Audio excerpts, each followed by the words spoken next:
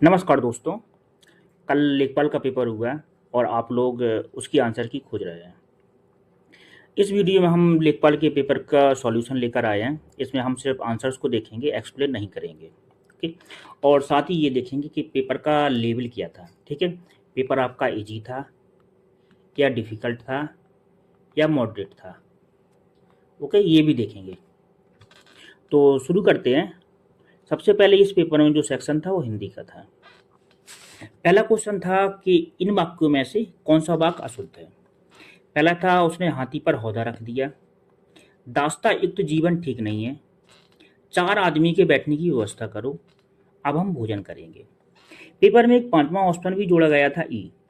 उसमें उपर्युक्त में से कोई नहीं ऑप्शन था। ठीक है, अगर आपको ऊपर दिए गए चारों विकल्पों में से कोई भी विकल्प सही नहीं लग रहा है तो आप उसको टिक कर सकते हैं। जो पहला क्वेश्चन था उसका आंसर था सी, 4 आदमी के बैठने की व्यवस्था करो। इसमें जो एरर था वो आदमी था। आदमी की जगह आदमियों शब्द का प्रयोग किया जाना था। ओके। इसके आगे था, दूसरा क्वेश्चन था, अध्यात्म शब्द का संधि विच्छेद बताइए। ऑप्शन में आपका था अध प्लस आत्म, अधियात्म, अधाआत्म और अध्यात्म। इसका सही आंसर था अधि प्लस आत्म। तीसरा क्वेश्चन आपका था, विलोम शब्दों को युग्म को देखना था कि इनमें से कौन सा सही नहीं है। पहला ऑप्शन था जटिल और सरल, दूसरा बंधन मुक्ति, तीसरा अपकार अनुचित और चौथा गौरव और लाघव। इसका सही आंसर सी था, उपकार का विलोम अपकार होता है, अनुचित नहीं।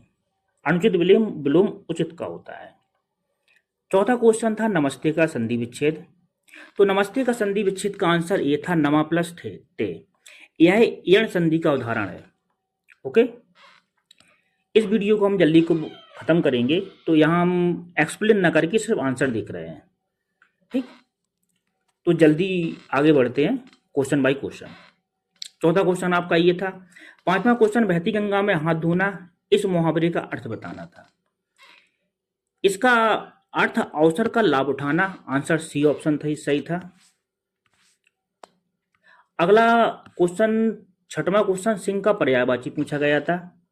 ऑप्शन में गयंद, केसरी, शार्दुल और हरि थे। गयंद इसका सही आंसर था। गयंद तद्भव शब्द है गजेंद्र का, और गजेंद्र का जो अर्थ होता है वो हाथी होता है। ओके, तो गयंद सिंह का पर्यायवाची नहीं है। सही आंसर ये हो गया। क्वेश्चन नंबर 7 था, नरेश धीरे धीरे बोलता है।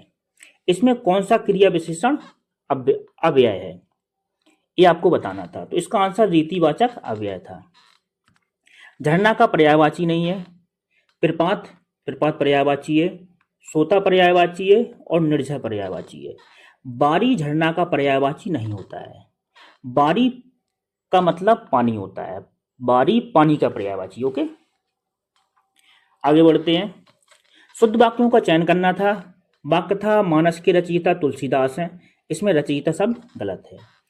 ऑप्शन बी सही था, मुझे कल जयपुर जाना है। हालांकि ये ऑप्शन भी सही लग रहा है, सुदामा कृष्ण के परम मित्र थे, लेकिन इसमें यहाँ कॉमा हो सकता था, जबकि इस ऑप्शन में कोई भी गलती समझ में नहीं आ रही है। तो सबसे सटीक ऑप्शन इसका बी हो सकता है। ओके। निम्न वाक्य में निपात का प्रयोग हुआ है, वो देखना था। निपात का तात्पर्य होता है जोड़ देकर किसी बात को कहना। जहां जोड़ देकर बात कही गई हो वहां ये माना जाता है कि निपात का प्रयोग हुआ है। जैसे भी शब्द का प्रयोग, भी शब्द जोड़ देता है, और आपके बी ऑप्शन में भी शब्द का प्रयोग हुआ था, आप भी आइएगा। तो यहां निपात का प्रयोग हुआ है। ये रहे आपके हिंदी के क्वेश्चन। हिंदी के क्वेश्चन का जो लेवल था वो बहुत ज्यादा डिफिकल्ट नहीं था, जनरली इजी था, किए जा सकते थे एक दो क्वेश्चंस को छोड़कर। ठीक, अब हम लोग पहुंचते हैं जीएस वाले क्वेश्चन पर। अब आपका जीएस का सेक्शन शुरू होता है, और 11वां आपका क्वेश्चन था कि कीस्टोन प्रजाति शब्द किसने गढ़ा है। यह क्वेश्चन एक मॉडरेट टू डिफिकल्ट कहा जा सकता है। इसके आविष्कारक, इस शब्द के आविष्कारक रॉबर्ट टी पेन थे। कीस्टोन प्रजातियां वह प्रजातियां होती हैं जो संख्या में तो कम होती हैं, लेकिन किसी भी इकोसिस्टम के सस्टेन करने के लिए बहुत महत्वपूर्ण होती हैं ये। ओके, तो इसका आंसर ये था। अगला क्वेश्चन था आपका, ब्लॉकचेन प्रौद्योगिकी के बारे में बताना था, कौन सा कथन सबसे सटीक है। पहला कथन था, सभी डेटा को सत्यापित करने के लिए इसे एक केंद्रीय सर्वर की आवश्यकता होती है। तो आपको बता दें कि ब्लॉकचेन टेक्नोलॉजी केंद्रीय सर्वर में ना होकर के ये डिस्ट्रीब्यूटेड सर्वर में होती है, तो ये ऑप्शन आपका गलत हो जाता है। दूसरा कथन था, यह एक डिस्ट्रीब्यूटेड लेजर है जिसमें रिकॉर्डों को बाद में बदलना कठिन होता है। यह ऑप्शन बिल्कुल सही था। इसके अलावा तीसरा ऑप्शन था, इसका उपयोग केवल बिटकॉइन के लिए होता है। इस ऑप्शन को आप आराम से एलिमिनेट कर सकते थे। जिन ऑप्शंस में केबल जैसे शब्द आते हैं उन ऑप्शंस को हटा देना सबसे उपयुक्त माना जाता है। कोई भी टेक्नोलॉजी हो वो किसी एक चीज के लिए प्रयुक्त नहीं की जाती है। ऐसे ही ऑप्शन आपका डी था, केवल एनालॉग के रूप में स्टोर किया करता है। ये भी ऑप्शन आपका सही नहीं था। तो इन दोनों में कंफ्यूजन था जिनको नहीं पता था, और इसमें ये आंसर आपका सही था। तो ये क्वेश्चन एक इजी क्वेश्चन ही कहा जा सकता है, बहुत ज़्यादा डिफिकल्ट नहीं था। ठीक, अगला क्वेश्चन आपका ये करंट अफेयर से संबंधित था। आईसीसी महिला इमर्जिंग नेशनल ट्रॉफी किस देश ने जीती है। इसका सही आंसर थाईलैंड था। ठीक, 14वां क्वेश्चन आपका था, डीएनए फिंगरप्रिंटिंग की तकनीक को किसने आरंभ किया था। इस क्वेश्चन को भी आप कह सकते हैं कि मॉडरेट टू या मॉडरेट ही मानिए आपको, इसको ज़्यादा डिफिकल्ट भी नहीं कह सकते हैं। डीएनए फिंगरप्रिंटिंग की तकनीक को एलेक जेफरीज ने 1984 में विकसित किया था। ओके, अगला क्वेश्चन था, कुछ योजनाओं को किन सालों में शुरू किया गया था उनको मिलाना था, और उनमें जो मेल गलत था वो आंसर आपको टिक करना था। इजी क्वेश्चन था, मनरेगा के बारे में ज़्यादातर लोगों को पता होता है कि 2005 में ये शुरू की गई थी। ओके, तो ये आंसर आपका सही था, मनरेगा 1999 गलत हो आपका, ये मिलित सुमेलित था। इसका सही आंसर था 2005। अगला आपका फिर से योजना संबंधित था, राष्ट्रीय ग्रामीण पेयजल कार्यक्रम किस वर्ष शुरू किया गया था। इसका सही ऑप्शन 2009 था। 2014, 2011, 2005 ये सभी ऑप्शन गलत थे। क्वेश्चन नंबर 17, इस क्वेश्चन को भी आप मॉडरेट कह सकते हैं, बहुत ज़्यादा डिफिकल्ट भी नहीं था, बहुत ज़्यादा इजी भी नहीं था। राष्ट्रीय स्वच्छ वायु कार्यक्रम के अंतर्गत वास्तविक समय में वायु गुणवत्ता की निगरानी और अद्यतन करने के लिए कौन सा पोर्टल लॉन्च किया गया था। करंट का क्वेश्चन था, हालांकि ये करंट थोड़ा सा पुराना है। तो इसका आपका आंसर था प्राण। प्राण पोर्टल लॉन्च किया गया था वास्तविक समय वायु गुणवत्ता की निगरानी के लिए। ओके, अगला क्वेश्चन था आपका इकोसिस्टम से, इकोलॉजी से। यह क्वेश्चन आपका डिफिकल्ट था। ओके, क्वेश्चन था कि पारिस्थितिकी में पहचाने गए जैव विविधता की क्षति के लिए जिम्मेदार एबिल क्वार्टेट यानी कि 4 मुख्य कारणों में एक कारण आवासीय क्षति है, दूसरा अतिदोहन है, तीसरा विदेशी प्रजातियों का आक्रमण है। इसके अलावा एक कारण और है, वह कारण कौन सा है। ऑप्शन में था आनुवांशिक विविधता में कमी, जलवायु प्रेरित आवास स्थानांतरण, वहां स्थानीय संरक्षण, या सह विलुप्तता प्रक्रियाएं। इसका सही आंसर सह विलुप्तता प्रक्रियाएं थी। ओके, यह क्वेश्चन एक डिफिकल्ट क्वेश्चन था। ओके, अगला क्वेश्चन आपका करंट से संबंधित था और इजी क्वेश्चन था। आदित्य एल1 बहुत चर्चा में रहता है, और वही क्वेश्चन था कि सूर्य का अध्ययन करने वाला भारत का पहला अंतरिक्ष आधारित मिशन कौन सा है। तो आदित्य एल1 इसका सही आंसर था, इजी क्वेश्चन था। 20वां क्वेश्चन था का मिस्टी पहल क्या है। मिस्टी पहल को 2023-24 के बजट में शुरू किया गया था। यह मैंग्रोव को बचाने के लिए एक पहल थी। इसका फुल फॉर्म था mangrove initiative for shoreline habitat and tangible incomes. यह आंसर आपका सही था। ओके, इसके अलावा अदर जो ऑप्शन थे कि mangrove initiative for sustainable habitat and territorial integration, या mangrove integrated scheme for habitat and tourism improvement, या मरीन इनिशिएटिव, ये तो आप बिल्कुल ही काट सकते थे। इन 3 में आपको कंफ्यूजन हो सकता था। ठीक, इसका आंसर था B, mangrove initiative for shoreline habitat and tangible incomes. अब हम लोग चलते हैं 21वें क्वेश्चन पर। 21वां क्वेश्चन काफी टफ था और काफी डेप्थ में क्वेश्चन था कि आपदा प्रबंधन अधिनियम 2005 की किस धारा के अंतर्गत राष्ट्रीय आपदा प्रबंधन प्राधिकरण का गठन किया गया। जनरली इतना डेप्थ में क्वेश्चन इन एग्जाम्स में नहीं पूछे जाते हैं। इसका आंसर था धारा 3। ओके। अगला क्वेश्चन था कि दुनिया के एकमात्र तैरते हुए राष्ट्रीय उद्यान के रूप में किसको जाना जाता है। यह क्वेश्चन काफी बार रिपीटेड है और बहुत सारे एग्जाम्स में आ चुका है, तो इजी क्वेश्चन माना जा सकता है। इसका सही आंसर था केवल लामजाओ राष्ट्रीय उद्यान। केवल लामजाओ राष्ट्रीय उद्यान मणिपुर में पाया जाता है। ओके। जबकि अन्य राष्ट्रीय उद्यान नामदफा, मानस, काजीरंगा, ये मानस आपका असम में पाया जाता है, ये भी असम में पाया जाता है। केवल लामजाओ एकमात्र है, उसमें कुछ फंगीज हैं वो तैरती रहती हैं पानी के ऊपर, उसी कारण इसको दुनिया का एकमात्र तैरता हुआ राष्ट्रीय उद्यान कहा जाता है। ठीक। अगला आपका क्वेश्चन था कि चंद्रभागा नदी के नाम से किसे जाना जाता है। यह क्वेश्चन इजी ही मानिए। झेलम नदी को बेतस्ता के नाम से जानते थे। ठीक। चंबल नदी को चरणवती नाम से, और चिनाव नदी को चंद्रभागा के नाम से। चिनाव नदी चंद्रभागा से कुछ तद्भव करके अगर निकालेंगे तो वो चिनाव जैसा शब्द भी निकलता है। ठीक। तो इसका सही आंसर था सी।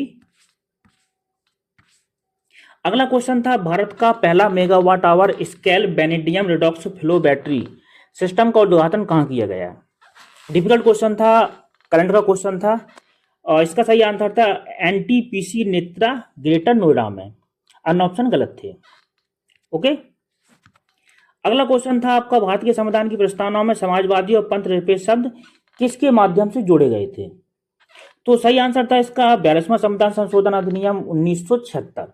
42वें संविधान संशोधन अधिनियम को मिनी संविधान भी कहा जाता है। इसके माध्यम से संविधान में कई सारे संशोधन किए गए थे। उन संशोधनों में यह भी शामिल था कि संविधान में 2 शब्द जोड़ दिए गए, समाजवादी और पंथ निरपेक्ष। पंथ निरपेक्ष की जगह पहले धर्मनिरपेक्ष शब्द था, लेकिन भारत में धर्म का तात्पर्य कर्तव्य से माना जाता है, इसलिए कर्तव्य को हटा करके पंथ निरपेक्ष शब्द जोड़ दिया गया था। ठीक। धर्मनिरपेक्ष से हटाकर पंथ निरपेक्ष शब्द ऐड कर दिया गया था। यह हुआ था 1976 42वें संविधान संशोधन के माध्यम से। अगले क्वेश्चन पर चलते हैं। अगला क्वेश्चन था क्वेश्चन नंबर 26। भारत के किस स्वतंत्रता सेनानी को फ्रंटियर गांधी के नाम से जाना जाता है। फ्रंटियर गांधी भारत के सीमांत में, फ्रंटियर का मतलब ही होता है सीमांत एरिया, सीमांत यानी कि उत्तर पश्चिम बॉर्डर में ये थे, और यह थे मोहम्मद अब्दुल गफ्फार खान। हालांकि इसको आप प्रिंटिंग की या टाइपिंग एरर कह सकते हैं कि गफ्फार की जगह जब्बार लिख गया है। ठीक। बहुत से लोगों ने इसको ठीक से नहीं पढ़ा है, तो ये आंसर टिक करके आए हैं, और आंसर सही भी इसका यही होना चाहिए। लेकिन अगर ये टाइपिंग एरर ना हो करके जानबूझकर एरर माना गया, जानबूझकर किया गया होगा, या इसको आयोग नहीं मानता है, तो ऑब्जेक्शन मुश्किल है इस पे कर पाए। ठीक। तो इसका आंसर ई होगा, इन जो भी मौजूदा विकल्प हैं उनमें, अगर ये प्रिंट आपका टाइपिंग एरर ना हुआ तो। अगला आपका क्वेश्चन था कि दीनदयाल उपाध्याय ग्रामीण कौशल योजना के अंतर्गत लाभार्थियों के पंजीकरण के लिए किस वेब मोबाइल आधारित टूल का उपयोग किया जाता है। इसको मॉडरेट या इजी टू मॉडरेट कहेंगे, बहुत ज़्यादा डिफिकल्ट भी नहीं है, बहुत ज़्यादा इजी भी नहीं है। ठीक है। तो इसका आंसर था कौशल पंजी, ए ऑप्शन इसका सही था। ठीक। अगला क्वेश्चन था भारत में निम्नलिखित में से किस विधान के अंतर्गत CRZ अधिसूचित किया गया। CRZ यानी कि तटीय विनियमन क्षेत्र किस एक्ट के तहत नोटिफाई किए गए थे। इसका सही आंसर था पर्यावरण संरक्षण अधिनियम, काफी चर्चा में रहे हैं, तो इसका आंसर बहुत लोगों को पता होगा। ठीक। ये इजी क्वेश्चन ही था एक तरीके से। अगला था, काफी बार पूछा जा चुका है ये क्वेश्चन कि संविधान सभा की पहली बैठक की अध्यक्षता किसने की थी। इसका सही आंसर है सच्चिदानंद सिन्हा। इसको आराम से एलिमिनेट, जिन्हें नहीं भी पता होगा वो आराम से एलिमिनेट कर सकते हैं। महात्मा गांधी संविधान सभा में शामिल ही नहीं थे, जवाहरलाल नेहरू ने अध्यक्षता नहीं की थी, तो ठीक है सच्चिदानंद ही थे। सच्चिदानंद या राजेंद्र प्रसाद ऑप्शन में थे नहीं, तो कंफ्यूजन का बहुत ज्यादा सवाल यहाँ था नहीं। क्वेश्चन कई बार पूछा जा चुका है, इजी ही था। ओके। अगला क्वेश्चन था करंट अफेयर से क्वेश्चन था, और यह करंट 24 अप्रैल 2005 का था, यानी कि लगभग 1 साल पुराना, 1 साल पुराने से भी ज्यादा, लगभग 13 महीना पुराना।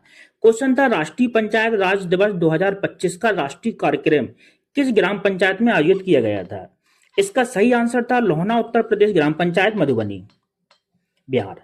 ठीक, तो लगभग 1 साल पुराना करंट पूछा गया है, 1 साल या उससे भी ज्यादा, और बहुत ज्यादा हालिया करंट 1-2 महीने पुराना नहीं पूछा गया।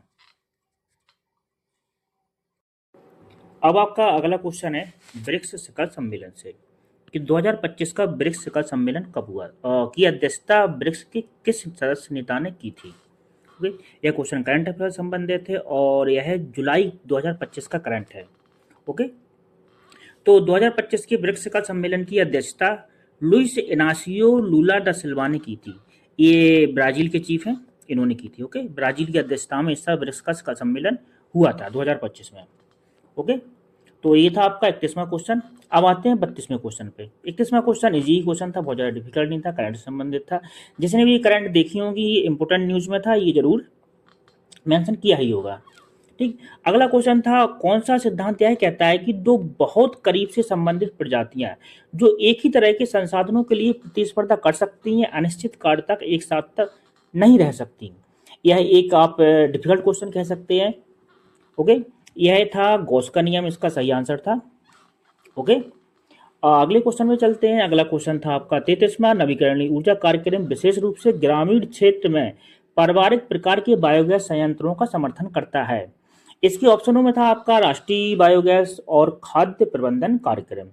ऑप्शन बी था बायोगैस आधारित विद्युत उत्पादन कार्यक्रम। ऑप्शन सी था सतत पहल। ऑप्शन डी था गोवर्धन योजना। इसका आंसर कंफ्यूजन भरा हो सकता है, और क्या इसका सही आंसर होगा ये ऑफिशियल आंसर के आने के बाद ही पता चलेगा। इसका आंसर ए भी हो सकता है, राष्ट्रीय बायोगैस और खाद्य प्रबंधन कार्यक्रम। इसका आंसर डी भी हो सकता है। डी में भी मेंशन है कि नवीकरणीय ऊर्जा के लिए ग्रामीण क्षेत्र के परिवारों को बायोगैस संयंत्रों की स्थापना के लिए सहायता करना है। इसमें भी पारिवारिक स्तर पे और कम्युनिटी लेवल पे मेंशन किया गया है, और यही मेंशन लगभग इसमें है। तो इसका आंसर क्या होगा, यह ऑफिशियल आंसर की आने के बाद ही क्लियर होगा, तो इसको आप कंफ्यूजन में रखें। ओके, अगले क्वेश्चन पे चलते हैं। अगला क्वेश्चन करंट अफेयर से था, और यह करंट अफेयर आपका सितंबर 2024 का था, लगभग 1.5 साल पुराना, तो काफी पुराना करंट अफेयर भी यहाँ पूछा गया है। क्वेश्चन था स्वभाव स्वच्छता संस्कार स्वच्छता 2024 अभियान चुनौतीपूर्ण और सर्वाधिक गंदे स्थानों में परिवर्तन के लिए 3 प्रमुख स्तंभों पर आधारित है, और उन 3 स्तंभों में से कौन सा स्तंभ नहीं है? आपके ऑप्शनों में था स्वच्छता की भागीदारी, संपूर्ण स्वच्छता, सफाई का संचार और सफाई मित्र सुरक्षा शिविर। सही ऑप्शन थे आपके जो स्वच्छता की भागीदारी और संपूर्ण स्वच्छता इसमें शामिल था, एक 2 स्तंभ थे, और सफाई मित्र सुरक्षा शिविर एक अन्य स्तंभ था। संचार, सफाई का संचार इसमें शामिल नहीं था, तो जो इन स्तंभों में शामिल नहीं था वो ऑप्शन था सफाई का संचार, और ऐसे आपका सही विकल्प हो जाता है सी। अगला क्वेश्चन आपका था हिस्ट्री से। प्लासी के युद्ध में अपनी विजय के बाद अंग्रेजों ने बंगाल का नवाब किसे नियुक्त किया था? 1757 का प्लासी युद्ध अंग्रेजों ने सिराजुद्दौला के साथ लड़ा था, और इसमें मीर जाफर आपका सही आंसर है। मीर जाफर ने सिराजुद्दौला के साथ ये धोखा दिया था, अंग्रेजों के साथ जाके मिल गया था। विजय होने के बाद अंग्रेजों ने मीर जाफर को ही बंगाल का नवाब बना दिया था। ऑप्शन में था आपका रायदुल्ला, मीर जाफर, मीर मदन और मोहनलाल। ठीक है, इसमें जिन्हें नहीं क्लियर आंसर था वो इसको और इसको तो कर सकते थे, कंफ्यूजन मीर रायदुल्ला और मीर जाफर में हो सकती थी, और सही आंसर इसका मीर जाफर था। ओके, आपका अगला क्वेश्चन था कि खाद्य श्रृंखला यानी कि फूड चेन के कृमिक पोषी स्तरों पर रसायनों का संचलन क्या कहलाता है, संचय क्या कहलाता है? ऑप्शन में थे जैवावर्धन, जैव संचय, जैव विविधता और सुपोषण। जिन लोगों ने इकोलॉजी इन्वायरमेंट पढ़ा होगा वो इन 2 ऑप्शन को आराम से एलिमिनेट कर सकते हैं। कंफ्यूजन हो सकता था जैव संचय और जैवावर्धन में। यह आपका जैवावर्धन सही आंसर था। बायोमैग्निफिकेशन, बायोमैग्निफिकेशन पोषी स्तरों के भी रसायनों का संचय कहलाता है, जबकि जो बायो एक्यूमुलेशन होता है यह किसी स्पेसिफिक प्रजाति में रसायनों का संचय होता है। ओके, और यह होता है आपका पोषी स्तरों में।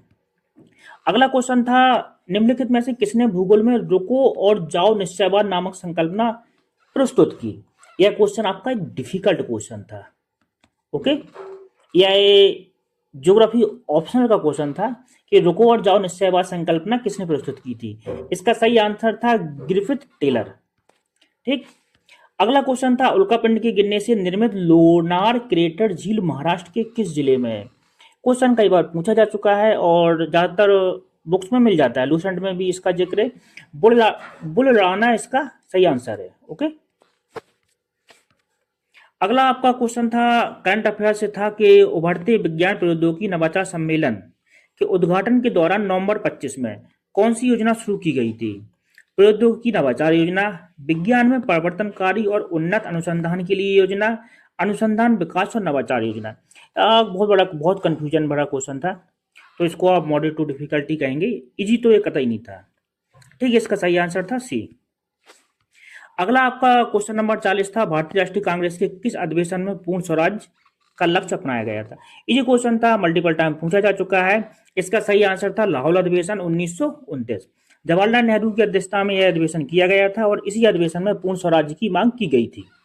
ठीक है। और ये 26 जनवरी 1930 को पूर्ण स्वराज मनाया गया था। उसी की याद में 26 जनवरी 1950 को भारतीय गणतंत्र दिवस मनाया जाता है। ठीक। अगला क्वेश्चन काफी डिफिकल्ट क्वेश्चन था, एनडीएमए यूएनडीआरआर के मानक ढांचे के अनुसार आपदा जोखिम आकलन में प्रयुक्त संबंध का सही प्रतिनिधित्व क्या करता है। ऑप्शन आपके काफी कंफ्यूजन भरे हो सकते हैं, खासतौर से हिंदी वाले। इंग्लिश वाले देखें तो रिस्क के इक्वल होता है hazard into vulnerability into कॉपिंग capacity, और उसका एक्सपोजर अपॉन होता है, अपॉन किया गया। ठीक है। दूसरा ऑप्शन था आपका ये जोखिम इक्वल था खतरा सुविधता अनावरण और उसको भागित किया गया था सामना करने की क्षमता से। सी ऑप्शन था आपका जोखिम खतरा इंटू वल्नरेबिलिटी, एक्सपोजर को मल्टीप्लाई किया गया था सामना करने की क्षमता से, और जोखिम इक्वल किया गया था आपका खतरा से, वल्नरेबिलिटी से, एक्सपोजर से, इसको मल्टीप्लाई किया गया था सामना करने की क्षमता। काफी कंफ्यूजन वाला क्वेश्चन हो सकता है ये, और इसका आंसर उस समय टिक करना निश्चित रूप से मुश्किल रहा होगा। इसका सही आंसर था ऑप्शन बी, जोखिम इक्वल खतरा वल्नरेबिलिटी इंटू एक्सपोजर, उसको ये भागित किया था सामना करने की क्षमता से। ठीक। क्वेश्चन नंबर आपका 42वां था, किस समाजशास्त्री ने शामिरपेट गांव का अध्ययन किया था और इंडिया चेंजिंग विलेजेस बुक लिखी थी। ओके। यह क्वेश्चन भी कह सकते हैं इजी तो कतई नहीं था। एस.सी. दुबे इसके राइटर थे, श्यामा शरण दुबे इनका पूरा नाम था। ठीक। लगभग 1952 के आसपास उन्होंने यह बुक लिखी थी, India changing villages. Question number 43 था आपका, इंडिया एआई शिखर सम्मेलन 2026 में मानव केंद्रित दृष्टिकोण को मानव संक्षिप्ताक्षर में समाहित किया गया। इसमें एन का क्या अर्थ है। National solidarity, national security, national sovereignty, national strength. इस क्वेश्चन को तुक्का लगाया जा सकता है। सही आंसर बहुत ही कम लोगों को पता होगा, लेकिन राष्ट्रीय संप्रभुता पे तुक्का मारा जा सकता था। ठीक। ये इजी टू मॉडरेट ही था। अगला क्वेश्चन था, इजी था कि रेपो दर वह दर है जिस पर भारतीय रिजर्व बैंक वाणिज्यिक बैंक को निम्न के बदले धन उधार देती है। ठीक। इसका जो ऑप्शन थे वो विदेशी मुद्रा भंडार, स्वर्ण भंडार, कॉर्पोरेट बॉन्ड। ये रेपो दर ज्यादातर लोगों को मालूम है जिन्होंने इकोनॉमी का थोड़ा बहुत भी बेस पढ़ा है, कि सरकारी प्रतिभूतियों के बदले में ये रेपो दर और रिवर्स रेपो दर ये होती हैं, और इनके बदले में जो भी ऋण दिया जाता है या लिया जाता है वो गवर्नमेंट जो सिक्योरिटीज होती हैं उनके बदले में ये होता है। ये थे आपके जीएस के क्वेश्चन। आगे आपके आते हैं मैथ के क्वेश्चन। ठीक। मैथ के क्वेश्चन में आपका ये पाई चार्ट का क्वेश्चन था, इनके हम सिर्फ आंसर देखेंगे, सॉल्यूशन यहाँ नहीं देखेंगे। ओके। आपका क्वेश्चन नंबर 45 था कि एफआईआई द्वारा कुल योगदान 33,000 करोड़ है, तो एनआरआई और बैंक द्वारा भारत बॉन्ड्स में अंशदान के लिए दी गई योगदान राशि है। ऑप्शन आपका जो सही है वो डी ऑप्शन है, 1,11,000 करोड़ रुपए। इनका हम सॉल्यूशन नहीं देख रहे हैं, सिर्फ आंसर देख रहे हैं। ठीक। आप लोग चेक कर लीजिए। अगला क्वेश्चन था, यदि पब्लिक और पेंशन फंड के बीच योगदान राशि का अंतर 5,000 करोड़ है तो भारत बॉन्ड के लिए अंशदान की गई राशि लगभग कितनी है। सही आंसर था ऑप्शन नंबर डी, 35,714 करोड़। ठीक। क्वेश्चन नंबर 47 था, यदि कुल निवेश 55,000 करोड़ है तो पेंशन फंड और पब्लिक द्वारा संयुक्त निवेश कितना था? सही ऑप्शन था D 27,500 crore. Okay. Question number 48 था, यदि कुल अंशदान 55,000 करोड़ है तो एनआरआई और पब्लिक द्वारा निवेशित राशि के बीच का अंतर कितना है? इसका सही आंसर था 8,250 करोड़। क्वेश्चन नंबर 49 था, यदि एनआरआई द्वारा निवेश 8,000 करोड़ है तो कंपनियां और एफआईआई द्वारा भारत बॉन्ड में संयुक्त निवेश कितना है? इसका कोई सही आंसर नहीं मिला है और इसका डी आंसर ई आंसर उपरोक्त में से कोई नहीं सही हो जाता है। ठीक, अगला क्वेश्चन आपका टेबल से था। ठीक है, ये आपका क्वेश्चन नंबर 50 था, भारत सभी नगरों में स्नातक और स्नातकोत्तरों की कुल संख्या में कितना अंतर है? इसका आंसर था सी 17,100। क्वेश्चन नंबर 51 था, नगर ए और बी में स्नातकों की संयुक्त संख्या और नगर ए और ई में स्नातकोत्तरों की संख्या का अनुपात कितना है? सही आंसर था 10:9, ऑप्शन नंबर ए। ठीक, क्वेश्चन नंबर 52 था, ए डी और एफ में कुल मिलाकर स्नातक और स्नातकोत्तरों की कुल संख्या कितनी है? सही आंसर बी था 78,800।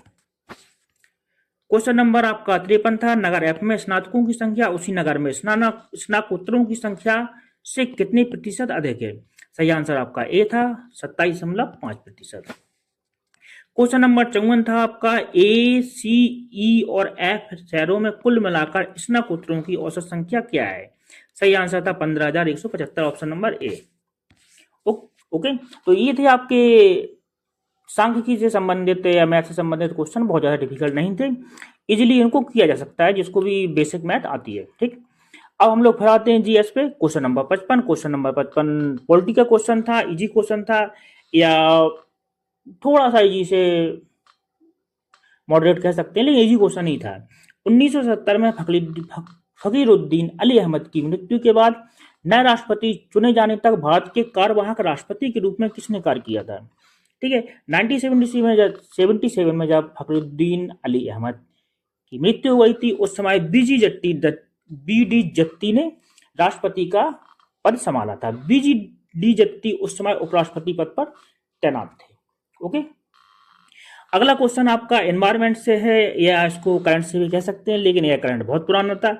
26वां कॉप 26, ठीक, पार्टियों का 26वां सम्मेलन 2021 में हुआ था और ये पूछा गया था किस शहर में आयोजित किया गया था। ठीक, करंट डे काफी पुराना है तो इसको हम कहेंगे ठीक है मॉडरेट क्वेश्चन था। जिन लोगों को कॉप 26 से याद होगा उन्हें ये पता होगा, ग्लासगो में ये आयोजित किया गया था। ठीक, इजी तो नहीं कह सकते, हाँ थोड़ा सा मॉडरेट था।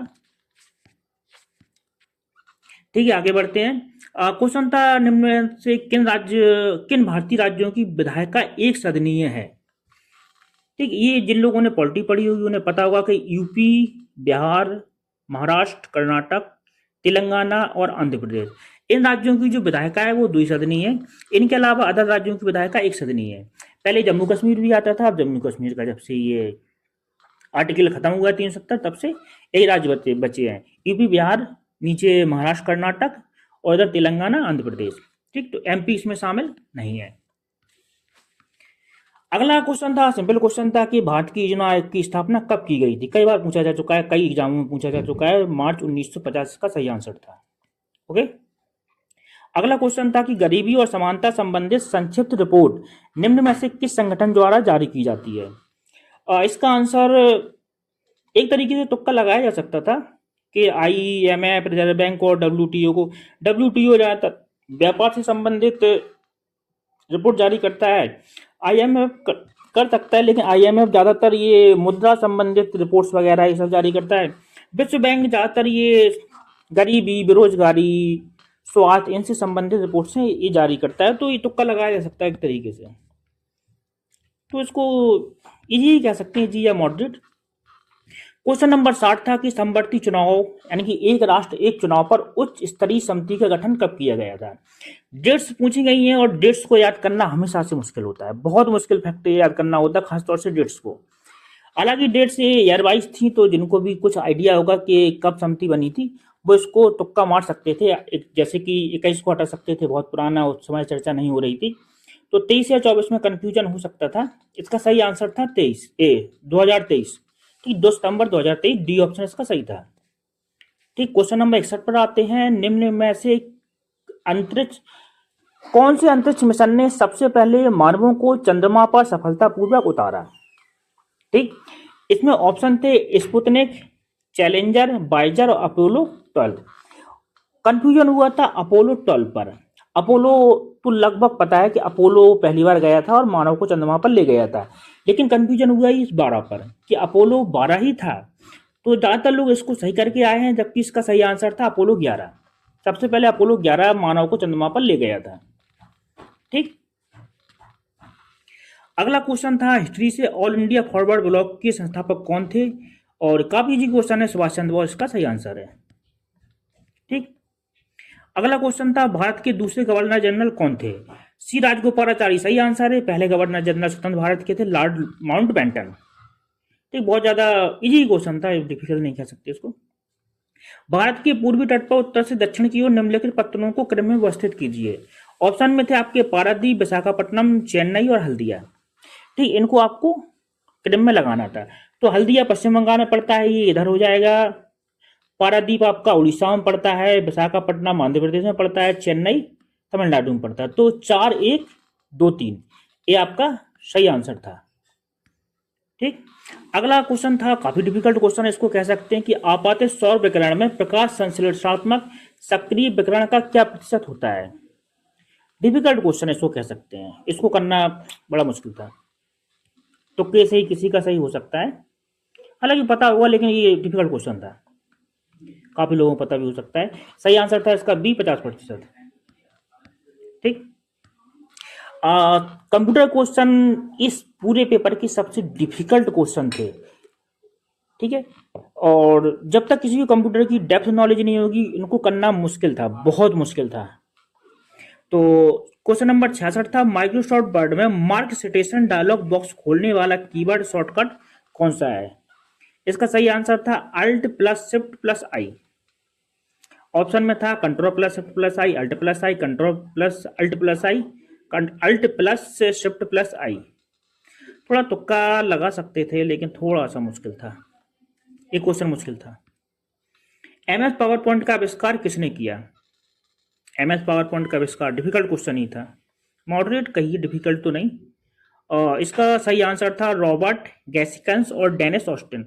इसमें आप लोग हटा सकते थे बिल गेट्स वाला, ये ऑप्शन हटा सकते थे, ये एलिमिनेट हो जाता है। एलन ट्यूरिंग एलिमिनेट हो जाते, और लैरी पेज और सरगी बिन में, और ऑप्शन नंबर सी में कंफ्यूजन हो सकता था। तो इसको आप 50-50 पर शायद तुक्का लगा सकते थे, तो ये मॉडरेट था। माइक्रोसॉफ्ट एक्सेल में कंट्रोल प्लस 5 का क्या काम है? मुश्किल क्वेश्चन था, जिनको एक्सेल नहीं आती उनके लिए बहुत मुश्किल था। ऑप्शन में था बोल्ड फॉर्मेटिंग लागू करें या हटाएं, इटैलिक फॉर्मेटिंग लागू करें या हटाएं, स्ट्राइक थ्रू फॉर्मेटिंग लागू करें या हटाएं, अंडरलाइन फॉर्मेटिंग लागू करें या हटाएं। डिफिकल्ट था, इसका सही आंसर था सी, स्ट्राइक थ्रू फॉर्मेटिंग लागू करें या हटाएं। ठीक, क्वेश्चन नंबर 69 था, कौन सा ऑपरेटिंग सिस्टम का घटक नहीं है? Kernel, cell, device driver, compiler. ये तो ठीक था, बहुत ज़्यादा डिफिकल्ट नहीं था, इसको किया जा सकता था। कंपाइलर सिस्टम सॉफ्टवेयर होता है ये शायद मशीन भाषा को असेंबली भाषा में शायद कन्वर्ट करता है, ऐसा ही कुछ होता है। ये तो पढ़ा होगा जिनने कंप्यूटर पढ़ा होगा, ये बहुत ज़्यादा डिफिकल्ट नहीं था। ठीक है, अगला क्वेश्चन था आपका, मल्टिक्स ऑपरेटिंग सिस्टम किस प्रोग्रामिंग भाषा में लिखा गया था? ओ टू मच, ये डिफिकल्ट क्वेश्चन था। PIPL/1 ये प्रोग्रामिंग भाषा थी। तो मल्टिक्स ऑपरेटिंग सिस्टम ही नहीं सुना है, ऊपर से ये प्रोग्रामिंग भाषा, डिफिकल्ट था, बहुत डिफिकल्ट था। अगला क्वेश्चन था, डॉक्यूमेंट के मार्जिन में संशोधन दिखाने के लिए माइक्रोसॉफ्ट वर्ड में कौन सा फीचर उपयोग किया जाता है? इजी नहीं था कतई ये, बैलून इसका सही ऑप्शन है। अगला था, यूनिवैक का पूरा नाम क्या है? Unvalued automatic computer, universal array computer, unique automatic computer, universal automatic computer. Option number C इसका सही आंसर, ऑप्शन नंबर डी सही आंसर था। और यह कह सकते हैं कि मॉडरेट था, इसी तो नहीं कह सकते हैं इसको। सिस्टम स्टार्टअप के दौरान बूट स्ट्रैप लोडर द्वारा डिस्क के किस पार्ट को एक्सेस किया जाता है? वो फिर से डिफिकल्ट, कंप्यूटर क्वेश्चन काफी डिफिकल्ट थे। ब्लॉक जीरो इसका सही आंसर था, option number A.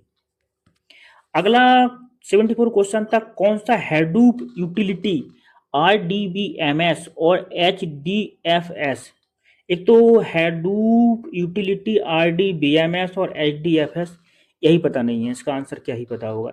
Difficult question था ये। इनकी भी डेटा ट्रांसफर कौन करता है?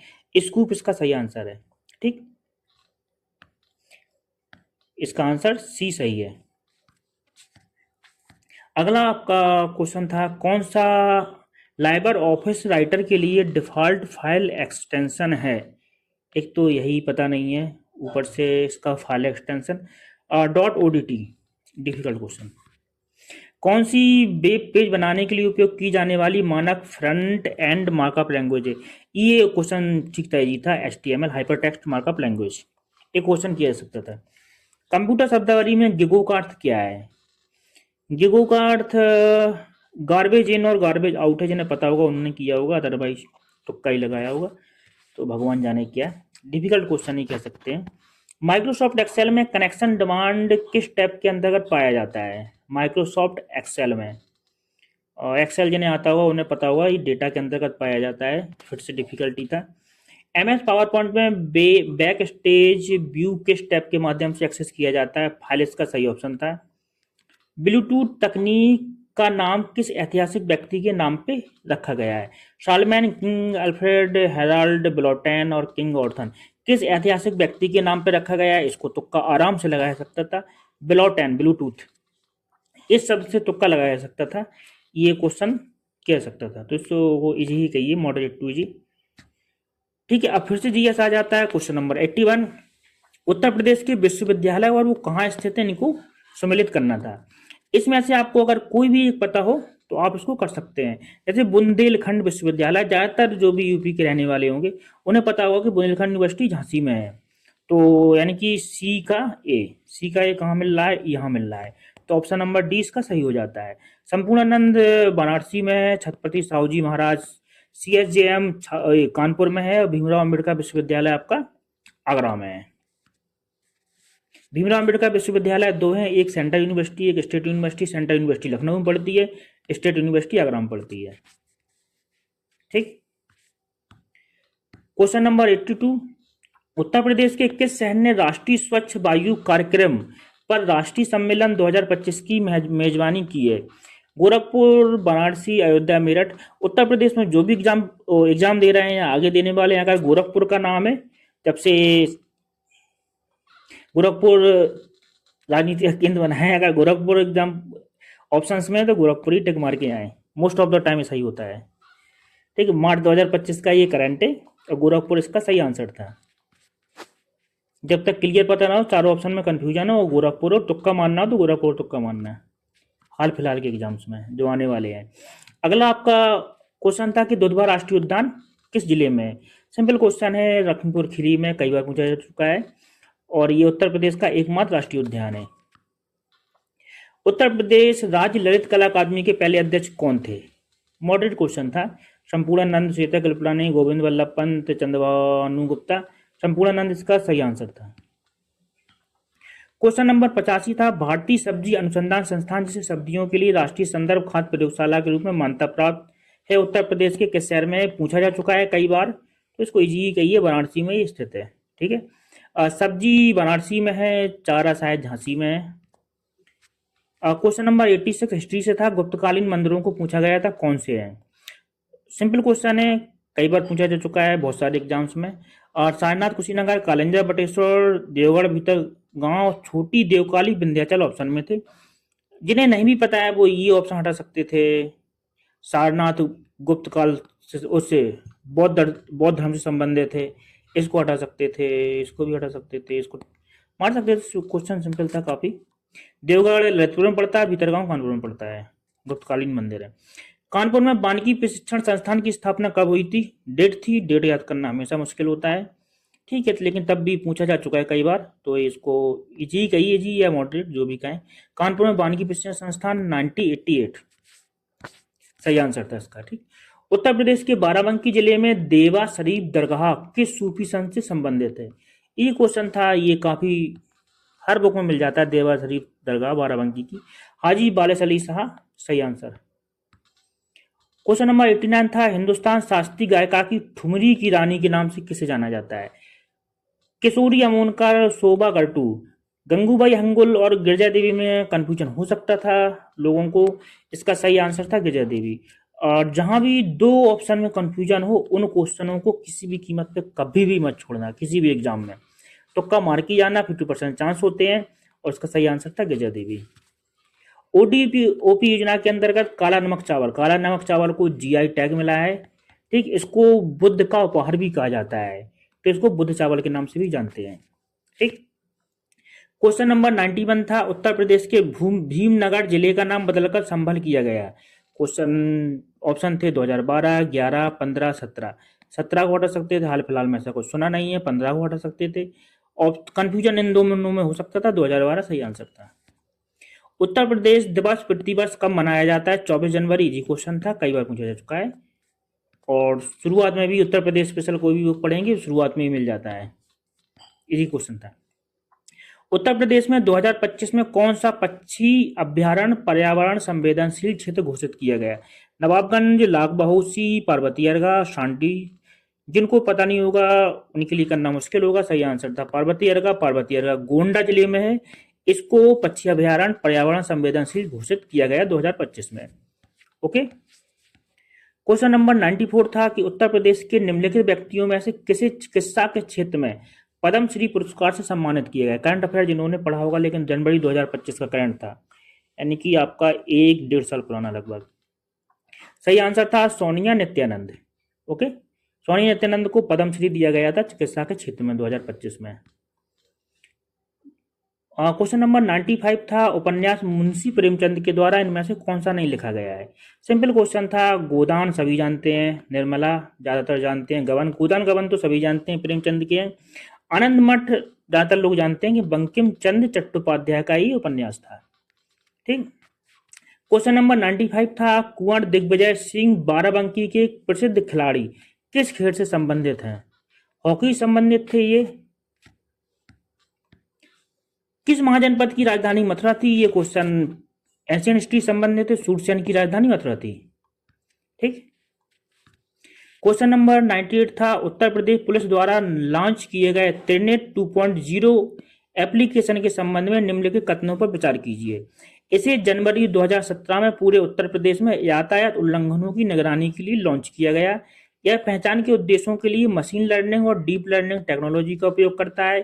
यह पूरे राज्य में विचाराधीन कैदियों की स्थिति को ट्रैक करने के लिए अंडर ट्रायल मैनेजमेंट सिस्टम से जुड़ा है। जब भी इस तरह के क्वेश्चन आया करें जहां मल्टीपल ये स्टेटमेंट हुआ करें, वहां डेट वाले जो ऑप्शन होते हैं, इस तरह की डेट वाले, वो मोस्ट ऑफ द टाइम गलत होने की संभावना होती है। तो तुक्का मारना भी हो तो इसको हटा के मार सकते थे, तो ऑप्शन आपका सी सही हो जाता है। और अगर कुछ ऐप वगैरह लॉन्च हो रही है, उनमें किसी तकनीक के बारे में कहा जाए, जैसे मशीन लर्निंग, इसमें डीप लर्निंग की बात है, तो आजकल इन टेक्नोलॉजी को लगभग इस्तेमाल किया जा रहा है, तो ये ऑप्शन आपका सही ही होता है। ठीक है, अगर ये आप मान ले तो इसको आप हटा सकते थे, तब भी ये 33% पे कर सकते थे। क्वेश्चन नंबर 99 था कि स्वतंत्रता के बाद संयुक्त प्रांत के पहले भारतीय पुलिस महानिरीक्षक कौन थे? मॉडल क्वेश्चन था, डिफिकल्टी भी कह सकते हैं। BN लाड़ी इसका सही आंसर है। अंतिम क्वेश्चन था आपका, उत्तर प्रदेश के शाहजहांपुर जिले में कौन सा थर्मल पावर प्लांट अवस्थित है? इसका सही आंसर था रोसा थर्मल पावर प्लांट। ये था आपका लेखपाल के पेपर की आंसर की। हम लोगों ने इसमें सिर्फ आंसर देखे हैं और उनको ज़्यादा डिस्क्राइब या ज़्यादा डिस्कस नहीं किया है। पेपर आपका इजी तो कतई नहीं था, पेपर आपका मॉडरेट टू डिफिकल्ट था। और कोई ये कहे कि कट ऑफ 85 जाएगी, 90 जाएगी, 80 जाएगी, तो बहुत मुश्किल है। कट ऑफ आपकी 70 से 75 की फिलहाल जब लोग बताएंगे कि किसका कितना जा रहा है, उस पर सही अनुमान लगाया जा सकता है, लेकिन बहुत ज़्यादा कट ऑफ नहीं जाएगी। पेपर इजी कतई नहीं था। कंप्यूटर वाले क्वेश्चन बहुत ज़्यादा डिफिकल्ट थे, जीएस भी कुछ क्वेश्चन मुश्किल थे करने के लिए। ठीक है, फिलहाल ये आपकी आंसर की थी, और मिलाइए, बताइए कितने सही हैं किसके। ठीक, ओके बाय, मिलते हैं अगली वीडियो में।